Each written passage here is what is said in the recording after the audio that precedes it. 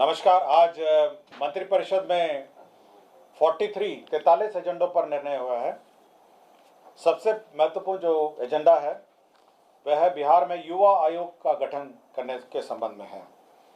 युवा आयोग 18 वर्ष से 45 वर्ष युवाएं जो हैं उनसे संबंधित है। इसके लिए एक अध्यक्ष होंगे, 2 उपाध्यक्ष होंगे और 7 सदस्य होंगे। इसमें इस आयोग के द्वारा युवाओं से संबंधित जितने कार्य हैं उसके बारे में विचार करेगी। आयोग में जो लाभ समूह हैं जिनसे संबंधित है वह है राज्य के बाहर काम करने वाले, अध्ययन करने वाले बिहार के प्रवासी युवा आयोग में, उच्चतर माध्यमिक शिक्षा प्राप्त करने वाले छात्र, डिग्री पाठ्यक्रम करने वाले छात्र, बेरोजगार युवा, आर्थिक रूप से कमजोर मेधावी छात्र और युवाओं का अन्य कोई समूह जिन्हें आयोग हस्तक्षेप योग्य समझे। तो एक नया आयोग आज सरकार ने नया गठन करने का निर्णय लिया है, वह है युवा आयोग। दूसरा, सामान्य प्रशासन से संबंधित एक बहुत महत्वपूर्ण निर्णय है जिसमें बिहार राज्य के सभी सरकारी सेवा संवर्गों में सभी स्तर के एवं सभी प्रकार के पदों पर सीधी नियुक्ति में राज्य की मूल निवासी महिला अभ्यर्थी को ही 35% क्षैतिज आरक्षण अनुमान्य होगा। इसका मतलब है कि जो मूल निवासी हैं बिहार के महिलाएं, उन्हीं को ही 35% क्षैतिज आरक्षण अनुमान्य होगा। और जो आरक्षण का जो श्रेणी है, अनुसूचित जाति 16 है, अनुसूचित जनजाति 1 है, अत्यंत पिछड़ा वर्ग 18 है, पिछड़ा वर्ग 12 है और पिछड़ा वर्गों की महिलाएं 3 है। तो 50% यही इसका ब्रेकअप। वो तो सेम है, केवल जो मूल निवासी है उन्हीं को ही 35% आरक्षण अभी मान्य होगा।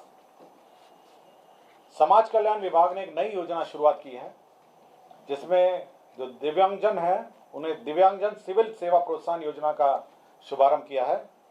इसके अंतर्गत जो यूपीएससी और राज्य की जो योजनाएं हैं, जो बीपीएससी की जो परीक्षाएं हैं, उसमें क्रमशः 1,50,000 रुपये इनको प्रीलिम्स पास करने पर इनको दिया जाएगा। इसमें राज्य सरकार के सिविल सेवा प्रोत्साहन योजना अंतर्गत कोई आर्थिक सहयोग दे नहीं है। को बिहार लोक सेवा आयोग पटना तथा संघ लोक सेवा आयोग नई दिल्ली के द्वारा सिविल सेवा हेतु आयोजित प्रतियोगिक परीक्षाओं में प्रारंभिक परीक्षाओं में उत्तीर्ण होने पर मुख्य परीक्षा एवं साक्षात्कार की तैयारी हेतु क्रमशः 50,000 और 1,00,000 रुपये देगा।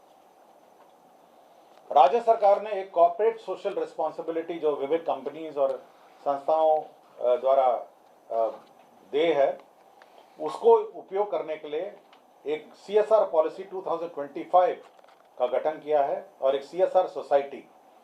इसके अंतर्गत जो CSR की राशि विभिन्न कंपनियों द्वारा इन्वेस्ट और निवेश करना पड़ता है और विभिन्न कार्यों पे लगाना पड़ता है, उसको चैनलाइज करने के लिए एक सोसाइटी बनाई गई है और साथ ही साथ एक CSR पॉलिसी भी 2025 की स्वीकृति आज दी गई है।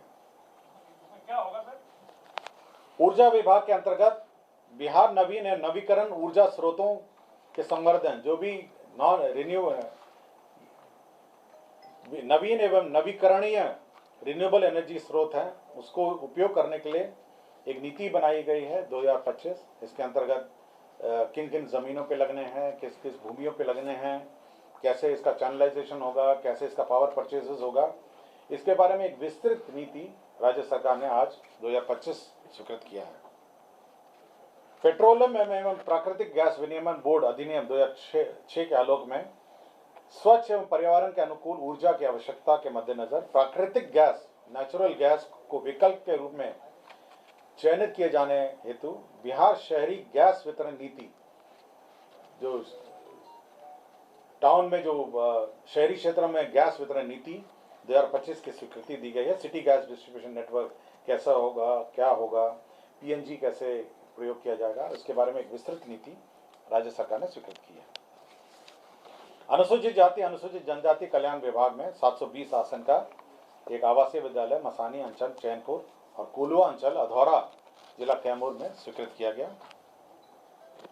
आपको याद होगा कि कुछ दिन पहले जीविका के लिए एक अलग से बैंक का की स्वीकृति दी गई थी बिहार राज्य जीविका निधि साख सहकारी संघ लिमिटेड एक कोऑपरेटिव बैंक का गठन किया गया था। इसी में शेयर कैपिटल के रूप में 105 करोड़ 105 करोड़ रुपए इसमें निवेश किया गया है और इसके लिए आकस्मिकता निधि से अग्रिम की निकासी की गई है। पशुपालन में जो ग्रुप डी हैं, जो उनको उनकी जो सेवा प्राप्त करने के लिए आउटसोर्सिंग एजेंसी के माध्यम से 58,56,34,00,000 रुपये स्वीकृत किए गए हैं। ये 25-26 में पशु चिकित्सा सेवाएं पशु स्वास्थ्य योजना के तहत यह स्वीकृत किया गया है। ग्रामीण कार्य विभाग का एक ब्रिज स्वीकृत किया गया है, पुल, जिसमें समस्तीपुर जिला अंतर्गत कार्य प्रमंडल रोसड़ा अंतर्गत सिंगिया प्रखंड के अधीन करे नदी माहे घाट पर माहे से भटंडी मोड़ पर उच्च स्तरीय आरसीसी पुल निर्माण। इसमें 65 करोड़ 1,61,000 रुपये व्यय होंगे। पथ निर्माण विभाग की अनेक योजनाएं स्वीकृत हुई हैं, जिसमें सबसे महत्वपूर्ण जो योजना है वह पथ प्रमंडल नवादा अंतर्गत हिसुआ बाईपास। हिसुआ आपको याद होगा, हिसुआ नवादा जिले का एक प्रमुख शहर है। इसमें हिसुआ बाईपास की स्वीकृति हुई है।